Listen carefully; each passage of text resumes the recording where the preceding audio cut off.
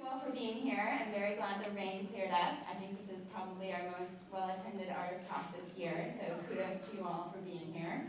I have some thank yous. I'm going to say a few things, and then I'm going to introduce Mariola, who co-curated this exhibition with me.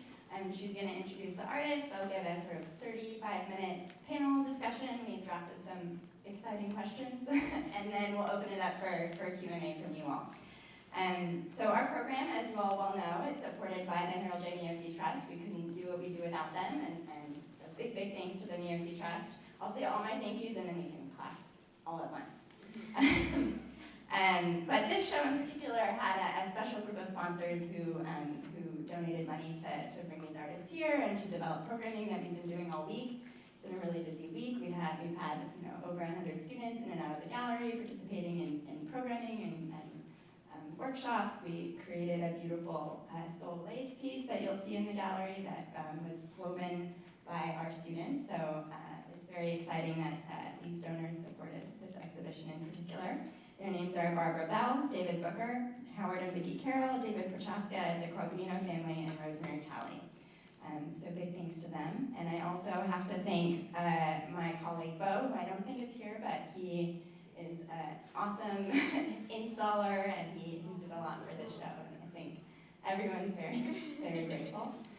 Also Richard, I don't know if you're in here, he's the photography tech here, and we did some last minute printing that he supported, so big thanks to him. And then of course Magnolia never gets to come to the artist talks because she's always keeping the gallery open and directing people this way, but the department would not be what it is without her, so big thanks to her as well. So now we can all clap.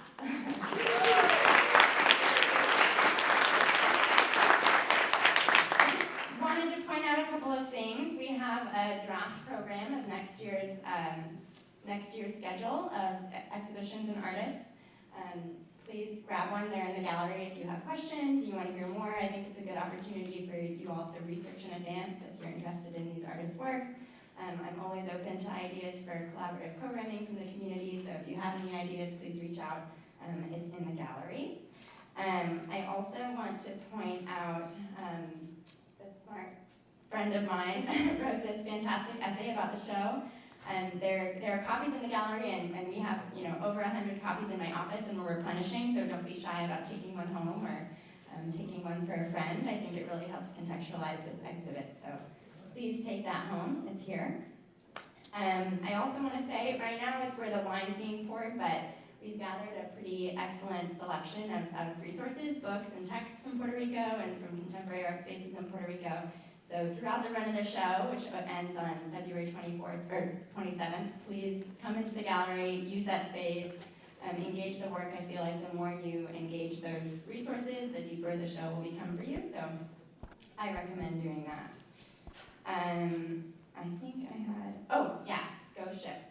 I'm just doing a shout out for our performing arts department. They are remounting a really excellent show that I believe has won a Kennedy Center Award. They're going to perform it in LA. It runs for 2 more weekends, so if you have a chance to go see it, I saw it last Saturday and was pretty blown away, so please go and see it. It's really awesome. There are brochures for performing arts in the gallery as well, so you can find out dates and times and make your reservation. And then we're going to do a screening. Last year we did several of these. Art 21 is a documentary series about contemporary art, and we're going to do a couple of screenings. So you'll see these posters around town, and it's on Facebook and on our website, so please come to that if you can. So, those are in the gallery as well. This show has been a really long time coming. Mariola and I became friends when I was working at a gallery in Dallas, and have been friends and collaborators for several years. I was able to go with her to Puerto Rico this summer and visit many of these artist studios and learn about the island and learn about contemporary practice coming out of the island. So it's really exciting that this day has come, that the show is up, and that they're all here visiting us. I'm going to introduce her, and then as I mentioned, she's going to introduce the artist, and we're going to answer some questions. So Mariola Rosario was born and raised in Puerto Rico. She currently lives and works in Texas. She is a scholar and professor of Spanish at Paul Quinn College, the local historically black college in Dallas. She is also an artist working mainly with photography and collage, involving artisan and alternative methods of film processing and image manipulation. You'll see some of her photos are included in the show in that resource section I mentioned. A proud alumni of the University of Puerto Rico and Rio Piedras, and the New York University Graduate School of Arts and Science, her research interests revolve around cross-disciplinary aesthetic production, from literary and contemporary visual culture to critical theory. As a member of the so-called Puerto Rican diaspora, Mariola has kept close ties to the artist communities and cultural workers on the island, often collaborating with various projects and artist collectives. Most recently, she was part of the Texas-based Respond Puerto Rico team, a fundraising effort post-Hurricane Maria to support Beta Local's emergency fund for artists and cultural workers on the island.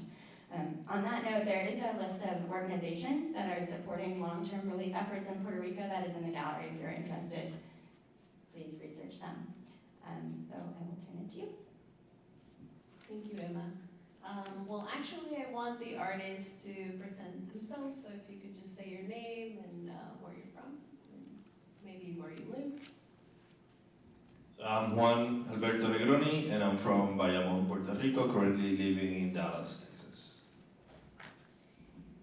Hi, I'm Monica Rodriguez. I'm from Guaynabo, Puerto Rico, and I'm currently living in Los Angeles.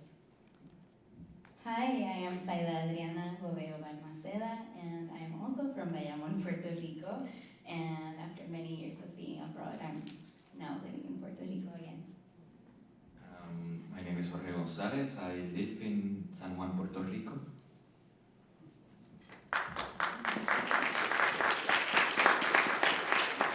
All right, so let's talk a little bit about the show and some of the work that you can see there. So first I want to talk about the title and this whole notion of excess, and that'll guide my question for the artist. So when I was thinking about, Emma and I started talking about doing this show, it was actually right after the hurricane, and so I was really thinking a lot about the excess of things in general, the excess of, in that case, nature or supernatural forces, and then that led me to think about the excesses on the island, sort of political violences, the excess of sort of historical erasures, colonial oppression, but also on the positive side, the excess of material, the excess of knowledge, and so excess also seen as abundance.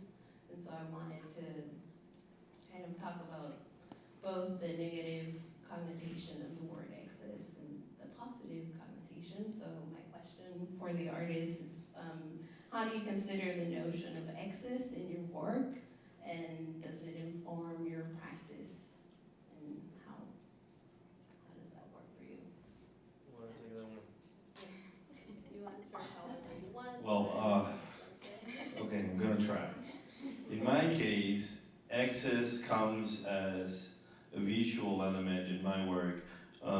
It also comes as a study of the visual busyness of the place I grew up in. I grew up in a small house full of people, full of noise, full of sound and movement.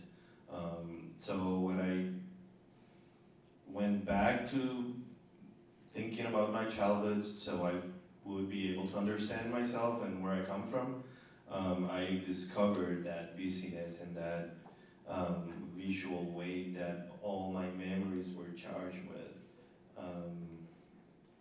And that's what I try to do. I try to balance that sound and that visual weight in my work, even if it's flat work or if it's three-dimensional, it doesn't matter. It's just trying to balance that element of visual weight.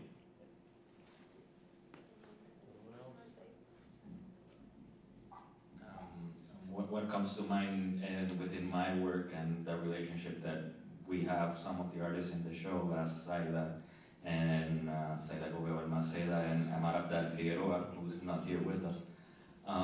It's within the management of our resources. No, we have been in contact with different craft teachers around the island, and they are, well, it's a conversation that has sustained for some time now, so we engage in long-term relationships and processes. collectively. And so through that conscious of our resource and those long-term relationships, it comes together within just well, specific coming togethers, no? For example, this in particular, no? This iteration, no? Yeah, I mean, there's certainly excess of, in one way we have lack of resources, and in another we also have an excess of. So I think, for many of us, it's about how do we identify the excess and the potential it has to become something that you can work with, like, the knowledge of the artisans or information. And in my case, I work a lot with found materials or recycling waste, or departing from what is around me that I see the abundance and its potential as well. Can I add something to that? Of course. In my case also, I work with things and objects I collect, so I tend to collect a lot of stuff because we didn't have an excess of formal art supplies in the island. So I learned how to, as many other artists in Puerto Rico, we learned how to work with whatever we had in hand, like found objects. I want to briefly talk about the work of Amara Abdal Figueroa, who is not here with us, but she, if you've been to the gallery, she's the one that has some clay work in the show, and she really, as part of her practice currently, she's researching different types of clays on the island to create water filters. So she's really working on this idea of like using grounding practices and the ground itself, the excess of materials that we do have on the island that are free if you know how to work with them and clean the water. All right, so in that sense, so Juan Alberto, you were talking about your home and growing up. So I wanted to talk a little bit about that, the idea of place and home in your work and other people's work here on the panel, just that notion of place and home, knowing that Puerto Rico, for example, like it extends beyond the barriers or the spatial limitations of the island. We have Puerto Rico, the island, and then we have the diaspora, which is just those of us that don't live on the island. If you could talk about that, Juan Alberto, or any of you. Me? Want to do it? When it comes, when mentioned place and space of family, we engage in that within working with the crafter. We engage with their families, and their families are very much present in the process. No. What else could we after that? I don't know if this is, such a obvious or direct thing, but to speak to what you're saying, like when we go to learn, for example, a specific technique from an artisan, there's so much more that gets passed on, besides how to make this knot or how to harvest this plant, but then it really connects you to that specific place and our ancestors and how these stories have been passed on. So I think if you get to the technique, then you also get to connecting to the place. And many of our, when we come together, at times it happens that we go to a place, to the crafter's home, and we get to travel around the island, and at times coming to a workshop leads to other resources, for example, indigenous sites or natural reserves or places that are in the process of that need, in a way, be recognized as a natural reserve. When it happens, for example, circling the island, you get to acknowledge the territory within. For me, that's a very important aspect, And also when dealing with, for example, in my case, for me, it's very important sourcing the material and acknowledging the popular knowledge that follows sourcing the material, which, for example, is very much embedded within the natural cycles of the island. For example, following the moon for harvesting a material as wood or as the fiber we're working here, which is Enea, you know? And that acknowledgement happens within this territory when we come together here, no, in San Luis Obispo. We are close by wetlands, no? So we have come to identify that the material that we are working with here, it's at hand also here, no? So that it's important to have that exchange, no, as well. So in my installation, that installation was built around two particular paintings that are included in, which work as windows. And there's one painting that shows some drippings, which was an element that I've seen so many times. We have seen over and over used and abused in painting, but I was never able to use it or explore it while I was in Puerto Rico, because my studio space was super small, which is part of, it's a result of the whole condition of living in Puerto Rico. So I was forced to either work on the floor or on top of the table, so my paintings were always flat, so they never dripped. So when I moved to Dallas, I had all this space, big studio space, bunch of walls, so that I was able to work many paintings at the same time. So working very fast ended up or resulted in that drip because I wasn't in control of everything that was going on. So in that sense, those drips are a record of my displacement and moving from one place to the other, which created that idea of, or brought those questions of who I am and who I was. And that's what I'm trying to do with my work, trying to understand my direction.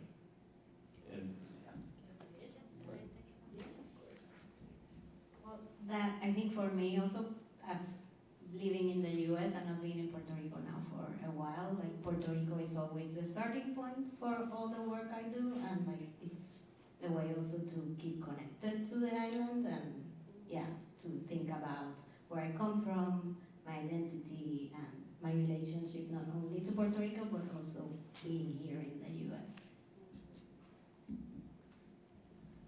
All right, I want to talk a little bit about performance. So even though most of you are not really performance artists per se, there are performative aspects to the work that you do, the installations or the sculptures. For example, Jorge had been working this entire week on this Enea mat or the cattail mat, so there's a performative aspect to that work, and I think many of you that were popping in and out of the gallery got to see that. And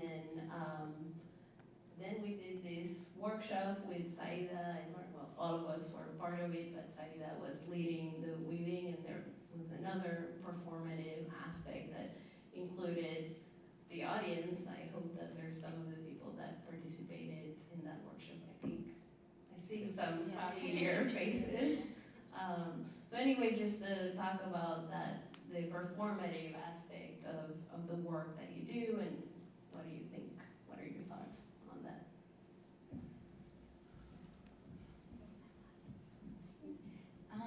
Yeah, performance for me is a tricky word because I think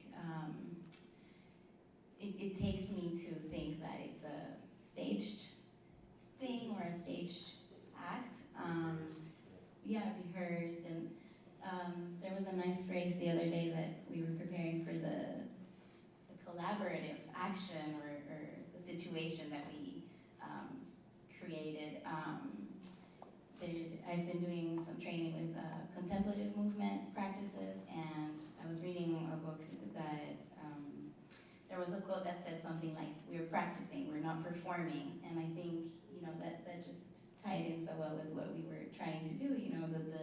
The title of the event was called Ensayos Libertarios, which is a two-way word. It's an essay, but it's also a rehearsal. So for me, I use it sometimes when proposing or explaining my work work because there are many instances in which there is a viewer and the people who are acting, but maybe more making an action.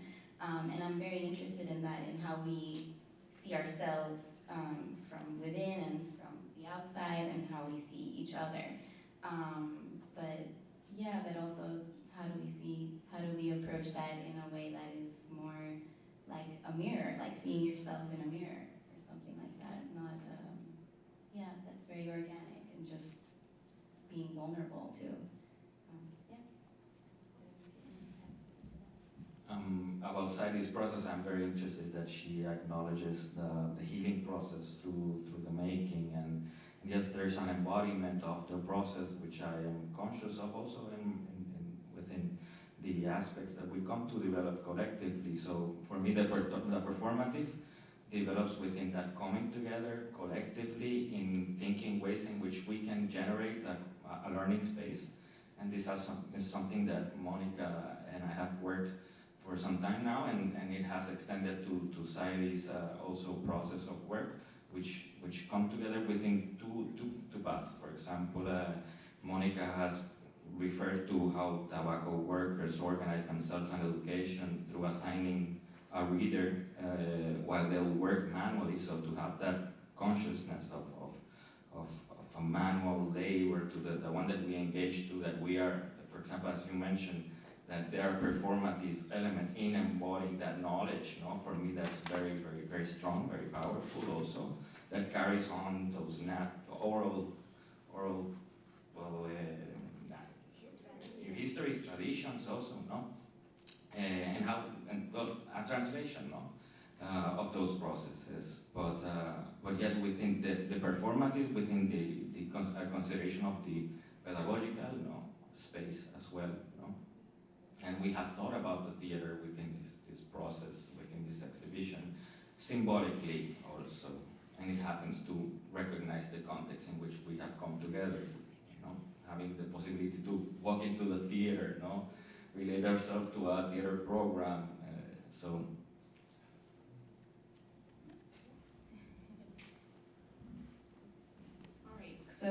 in that same vein, I want to expand on art and education, and are there connections between your work and sort of pedagogical approaches? I know that there are. I want you to talk about it. Pedagogical approaches or sort of alternative ways of sharing knowledge. I just would like you guys to kind of expand on that and maybe talk a little bit more about the reading that we did of the Luisa Capetillo text combined with the weaving and the theater curtain and all of these elements that we have in the show that people can go see.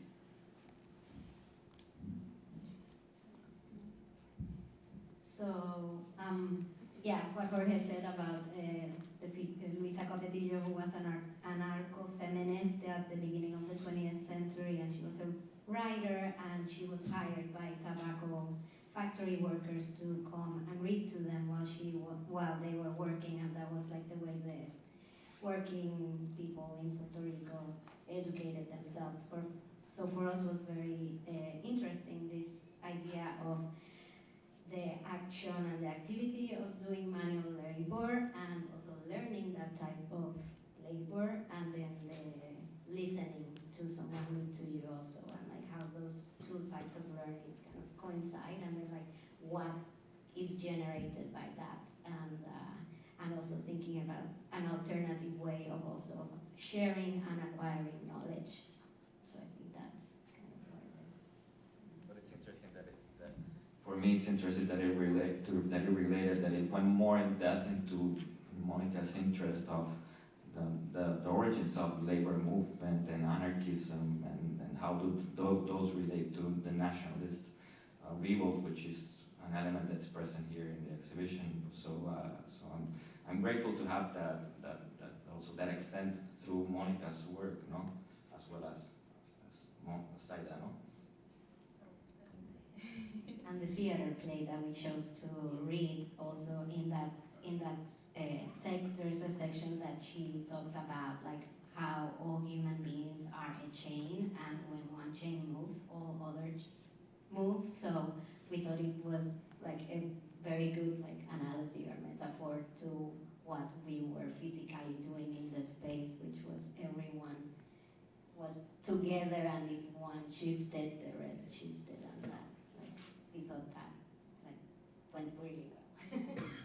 And extending through that pedagogical place, I would also like to acknowledge that Juan Alberto, as well as Monica, and I, we were students at the Escuela Artes Plásticas in Puerto Rico, and we have talked very much about our memories, and also, but it has been, but also it happens that it also becomes, well fun, but it also is very critical of our influences, no? And also Juan Alberto, who's a teacher that comes, who was at a high school in Dallas, no? So, and as well as Mariola, how do their experiences extend into our conversations, our exchanges, no?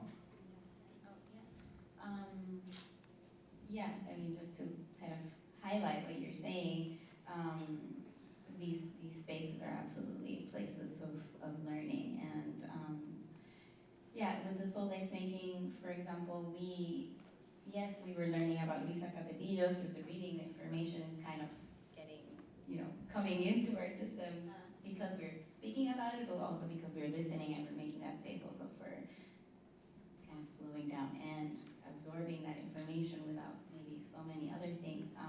But in embodying the lace like the movements of the lace making, then yeah, it's just like the information gets transmitted to you. And yeah, it's been interesting how, like, when I met Jorge a few years ago, you still have that project, I guess, like Escuela de Oficios, no?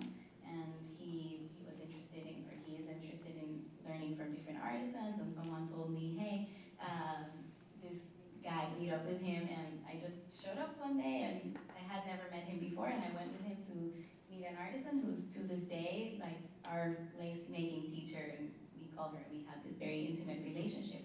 And then after that, like, I've also moved on to, creating these soleando juntos situations where we do the lace together, and then also actually teaching formal lace making workshops, and how that kind of those two spaces, the formal workshop where it's very defined place for learning, informs the actions, and the actions inform also the workshops. So yeah, it's been interesting. The education's always there.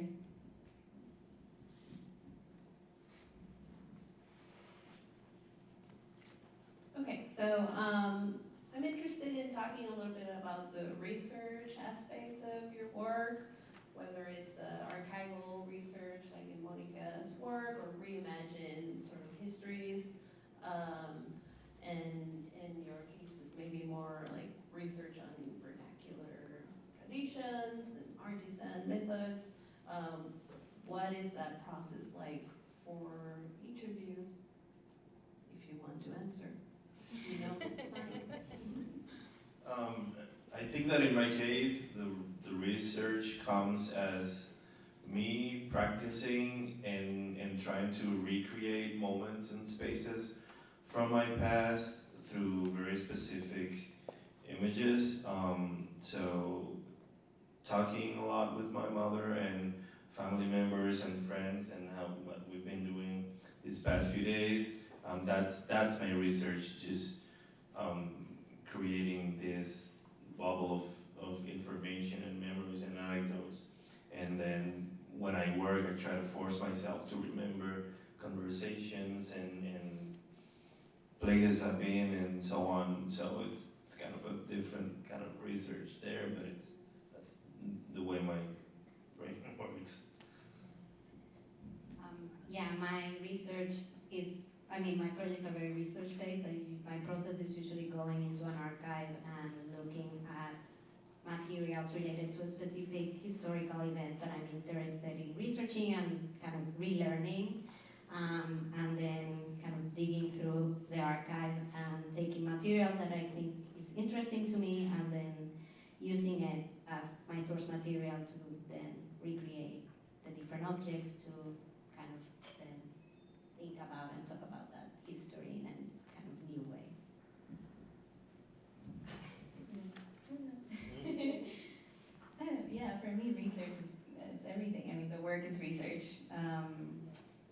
recently I've been engaged in this project that relates to, I guess, creativity and healing and making with your hands and movement, and yeah, the artwork has sort of been these open practice sessions where people come and we have a set of exercises, like maybe prompts, a score, and then the score gets modified depending on, or not the score gets modified, but what emerges from the score totally depends on the people who arrive and kind of what the dynamic between us is. So I feel like my artwork right now is research. Yeah, and alongside with Jorge, a lot of I've been engaged in a lot of research of materials and techniques that are of that specific place, and then of Puerto Rico, because that's what we have access to, and it's amazing. And then how could those also be linked to the maybe more movement and interpersonal dynamics explorations that I've been doing? In my case, I come to, when thinking about the archive, and vernacular forms and strategies, I tend, at the moment, within this context, I'm inclined to think about Amara's process and how she's part of the efforts that we have come to organize with a family in the interior of the island that has relearned an indigenous practice, which is pottery, and then they have claimed they're being indigenous, because as a family, some of the members of the family carry strong indigenous traits, and they live by a natural reserve which has various where there are presence, there's presence of indigenous sites, but this relearning process, relearning this craft technique, has its resources have been archaeological materials, so that there's a contact relationship with the archaeological resource, and how that the making, that relearning, it's a process in which you claim your indigenous being, or you just have a context, or you have have a conversation that embeds the territory, So it's very significant, that relationship. Yeah, and I think also, something that happens naturally, we are a representation of it happening, is that our researchers are so contaminated, but in a good way, by each other's research, because I go with you, and then you go to this place, and that gets connected with the other thing, and now we're here, and just getting, influenced by each other, so that's also, extended.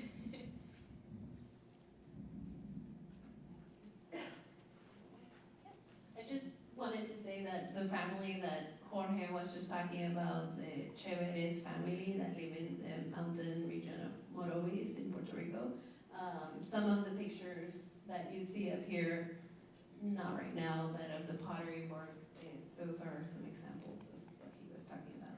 So I think we're going to open it up for questions. So if anyone has any questions for us, or Just anyone project. in particular, we can Project your have a mind. conversation.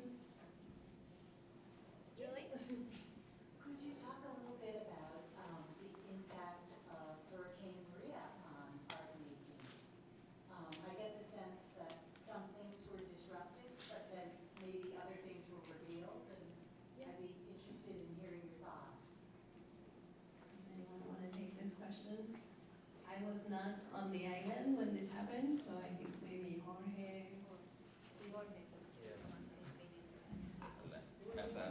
Luckily, as I say, I was at the island when the hurricanes passed by Puerto Rico, and so there was a phase where you as artists, you couldn't provide just those tools that you have come to work with for some time now, but these collective efforts which have happened with the community where we work with the soil technique that Saidi works with, which is in Naranjito, where we have come to work with a community that has an art-based community project, which is called El Cerro.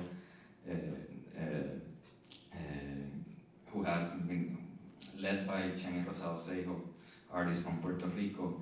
And so that's a space where we have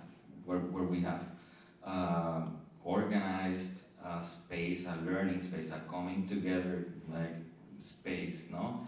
When as well as what happens with Taller Cabachuelas, the pottery workshop that we have come to work with. So those two spaces had highlighted, no? After the passing of the hurricane, let's say about a month after the hurricane passed, we were able to reach out to these communities and organize ourselves a meeting space weekly to just have a space to meet and share about our experiences. Just there was a therapeutic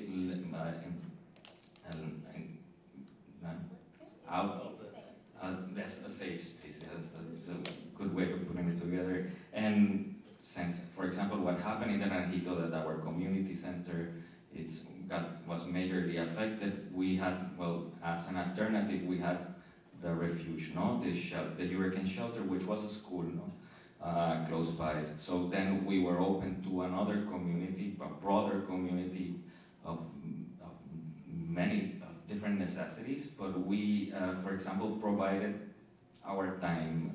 For example, in that emergency state, what was provided to shelters was food necessities. We provided, well, our time and ourselves with and then that openness, no, to share our knowledge and something that's theirs really, because we dealt with a place that's really their tradition, no.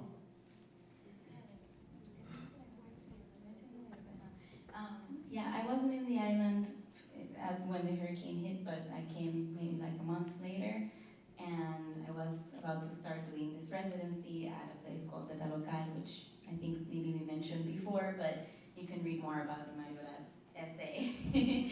And yeah, I went there with, I had an original proposal and a project to develop and so on, but of course the hurricane hit and it was kind of a drop all expectations and see what's there and see how can you serve the situation. And it was really interesting because I just decided to sit there and stitch and invite people to come, whoever could get there, and we would get done whatever we could get done. But just again, like, yeah, it was a safe space, a meeting space, just to be with whatever, come as you are. And also, yeah, then I was actually living in the countryside in those months following the hurricane, and we didn't have electricity until March. So it was very interesting in my case, on a very personal level, I already work with very slow, meditative, like resourceful, in a very resourceful way, but this kind of highlighted this interest or this commitment in a way, because then we really didn't have electricity or high-tech things, whatever makes life move faster. So it was an opportunity to like reconsider and also recommit to this way of working, and yeah, it was beautiful in the hardship too, but it was nice. Well, I just wanted to say that also before the hurricane, like a lot of the community work and collective work that kind of took a more active had been happening before, because Puerto Rico also has been, the government has gone bankrupt and we've been on a public debt that we can pay that has caused like an economical crisis in the island. So a lot of the people there have been, since before the hurricane, like practicing and thinking about alternative ways of farming, renewable energy, education, and things like that. That I think the hurricane like basically kind of pushed it even further. Like it was like a slow movement, and then that kind of broke it up. In my practice, I wasn't in the island when it happened, but it helped me reconsider and review the element of repurpose in my work. So now I kind of like can relate, or I was in the pursuit of being able to relate more to my family and my friends and everyone on the island by trying to embody the idea of repurposing everything that I have in hand and being able to use it as much as I could. Are there any other questions?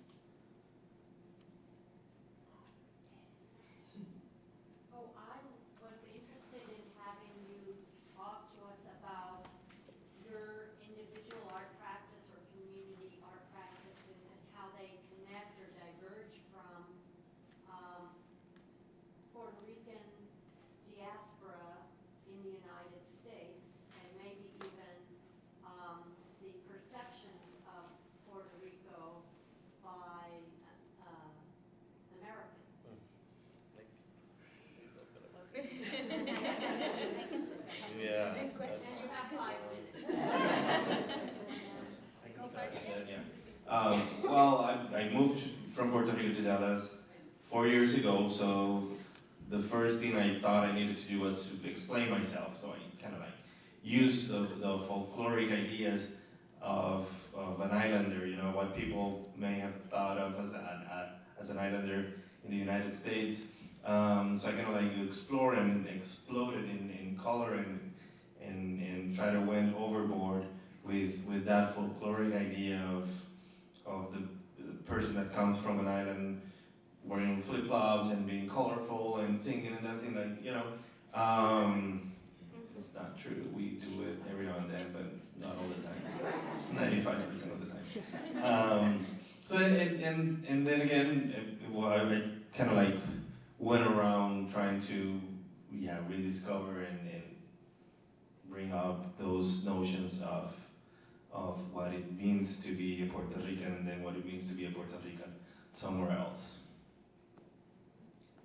Yeah, I think for me in my practice, it's been really about relearning my history and the history of Puerto Rico. Since being here in the US, it became like very, I don't know, I became aware of like how, I don't know, many things that were taught, like many historical events were never really taught and like erased. So like, for example, my work in the exhibition is about the nationalist movement in Puerto Rico, and they were the party that was advocating for independence of the island, and I realized like I didn't know much about them and like what kind of independence were they talking about. So I was like, well, I want to know. So I started to dig into history books and archives to find out what was it that what independence meant for them, and to relearn about those events that had happened and that were never taught to me in school. So it's been about that, and then kind of also being here in the US, kind of also sharing that history with the American public to also, share that history for them, people to know more about Puerto Rico. Well, having a conscious of Puerto Rican art as American art, no? So that's an important position and understanding of the various diasporic communities within Latinx or other Latin American manifestations as well. And we carry a strong Latin American spirit, so we form part of different communities as well as the Antilles, which is something that's very much present within Monica's work. In my case, I've lived in Puerto Rico. My formation happened in Puerto Rico at the School of Artes Plásticas, as I mentioned, and the opportunity to engage in a more critical development or conversation within my practice happened at the local. And later on, I carried to have the opportunity to participate in different international platforms. So those opportunities have happened because I am based in Puerto Rico, and it's the place where I want to continue living, no, and basing my practice. So. Do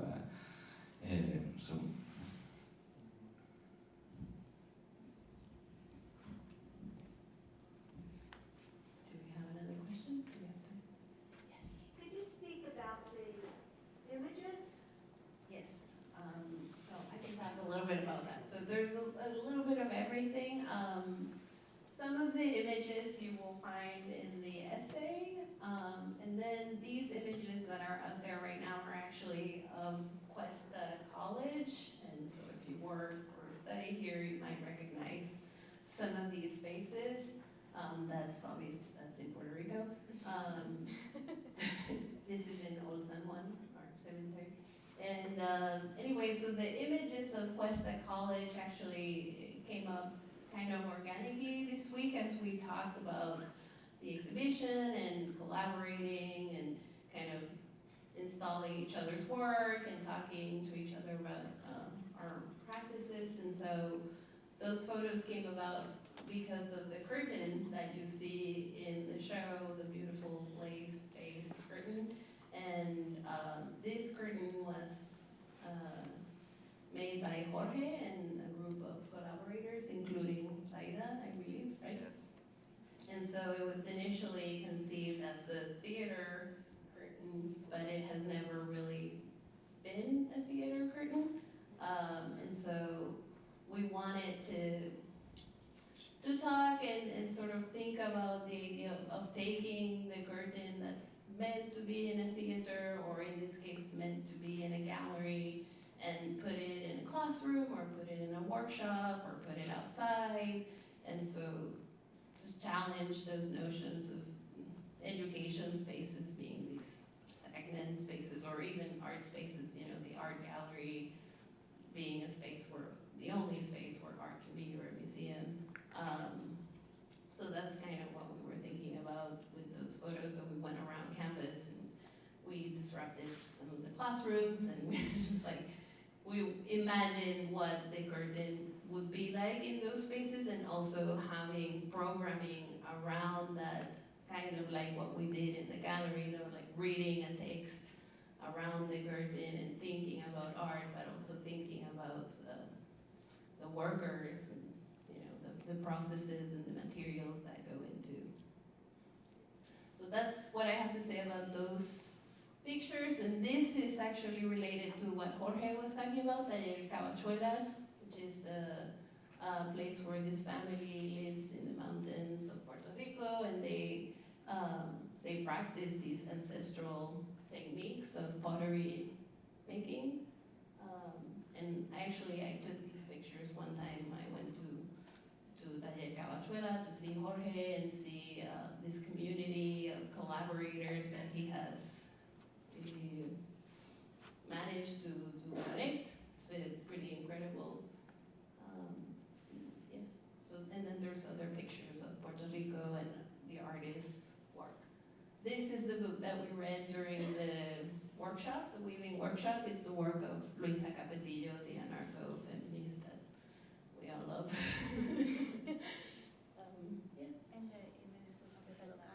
Okay, and this is Beta Local. I wrote a little bit about it in the essay. Beta Local it's a non-profit, and it's an artist hub for all of us. Some of us have been part of their residency program, but they also have a library. So in Puerto Rico, we don't have a lot of resources, period, as I think everyone was saying, or institutional resources. And this is especially true in the arts. And Beta Local is really one point that, you know, it's a point of power and resources for artists on the island. And they became a relief center after the hurricane, and they created a special fund for artists that were affected by the hurricane. It's a very important place for all of us. And actually, Saida is currently immersed in their La Práctica, which is their 9-month residency program, and Amara, who's doing the pottery, is also doing the residency. So we're all connected to Beta Local in some way or other, and I'm super grateful. We'll just take one more question. I think you've raised your hand a few times. Do you have a question? Thanks for calling me. Actually, my question was kind of similar to an earlier one, so I was hesitant to repeat it, but it might go a little further if I ask it this way. When Americans think about Puerto Rico, I think, you know, you're very lucky in a conversation to find someone that has watched West Side Story, and maybe they know about Roberto Clemente, maybe they know about, you know, Hamilton and what's happening now with Mr. Miranda. But I think it's fair to say that, you know, understand that Puerto Ricans were citizens of the United States when the Well, hurricane. there are many things he doesn't understand. I didn't want to go there, but so I think we can go there. I'm sorry, I had to say. as artists that are both, creators and educators, when you come to the States, as many of you have, do you find a receptive audience? Do you find institutions and arts and culture leaders that are enthusiastic about the stories that you have to tell? And if not, what does that say about where this country is at in its mindset, in its ethics, in its I We're mean, gonna have an almost raised on full. that? I live in Texas, so no, but even in a place like Texas, there's a lot of receptivity, I think, to learn more about Puerto Rico, and I think the hurricane really made that clear. It put us on the spot, yeah, and it sort of revealed certain things to other people. I think Puerto Ricans already knew, about the sort of kind of oppressive relationship that has always existed between Puerto Rico and the U.S., and that's way before Donald Trump was even born, but that's a long conversation that we can talk about later. But yes, I have found some receptive audiences that are open to hear about it and talk about it. However, I would say that, like Monica was saying, a big part of it is kind of educating people, which can be quite exhausting when you are, you have a U.S. passport and you're technically a U.S. citizen, but Puerto Rican identity is still quite complicated. So I think it depends on who you talk to about that. Yeah, same here. I've been here in California now for 9 years, and yeah, it's been very receptive too. So I haven't felt any people not more interest. Yeah, because the majority of people don't know, so they're very curious to. So do you have a passport? Are you a citizen? Things like that, and then you start the conversation, and people then become more interested to learn more. Thank you. You open that door. Time? Yeah, I think we're about at time. But if you have more questions, you should certainly talk to these guys. We'll be head back to the gallery now. So if you have more questions, come. Thank you.